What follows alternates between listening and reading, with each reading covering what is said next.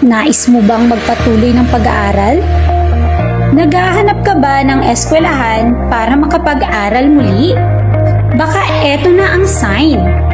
Ang Pasay City Community Learning Center ay naghahanap ng mga kabataan o may edad na gustong magbalik ng pag-aaral sa pamamagitan ng Alternative Learning System o ALS.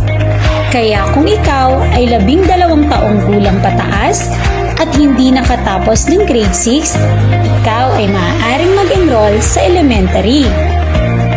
Kung ikaw ay 16 na taong gulang pataas at hindi nakatapos ng high school, maaari kang mag-enroll sa junior high school. Mayroon tayong ALS Senior High School sa Pasay City West High School at magbubukas ng bagong ALS Senior High School, ang Pasay City South High School at Kalayaan National High School ngayong taon. Kung gusto mo naman matutong magbasa at magsulat, mayroon din kaming BLP o Basic Literacy Program.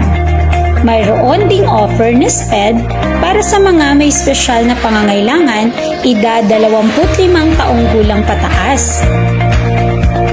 Ano-ano ang mga kailangan para makapag-enroll? Magdala lamang ng birth certificate. Kung wala pang birth certificate, maaaring magdala ng barangay certificate na nagsasaad ng inyong pangalan, kapanganakan, pangalan ng magulang at address. Tuwing kailan ang pasok sa ALS? Kung sa ALS CLC sa P. Burgos o kaya sa mga barangay learning centers kayo mag-e-enroll, ay 2 beses sa isang linggo ang inyong pasok, mula alas 9 ng umaga hanggang alas 4 ng hapon. Kung sa mga public schools naman sa Pasay ay tuwing Sabado ang pasok mula alas 8 ng umaga hanggang alas 3 ng hapon. Ano pang hinihintay nyo?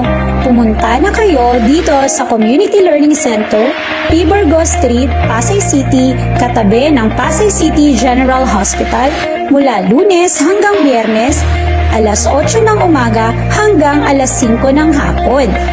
Maaari din kayong mag-enroll sa lahat ng pampublikong paaralan sa lungsod ng Pasay at mga barangay hall. Para sa mga karagdagang impormasyon, maaari kayong makipag-ugnayan sa aming FB page at telephone number na nasa screen.